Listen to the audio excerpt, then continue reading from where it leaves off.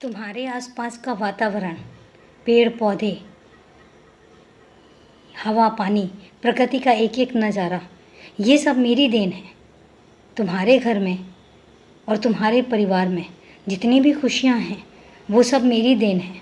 तुम कभी ये मत सोचना कि तुम्हारा बाबा तुम्हारे बारे में नहीं सोचता है।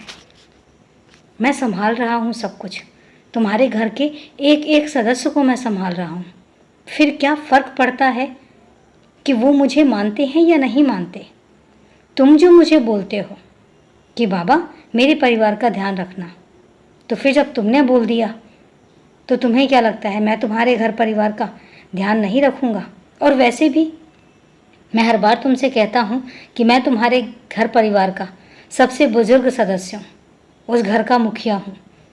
तो एक मुखिया होने के नाते ये मेरा फ़र्ज़ बनता है कि उस घर के सदस्य का और उस घर के हर एक सदस्य का मैं उसी तरीके से ध्यान रखूं जिस तरीके से तुम चाहते हो।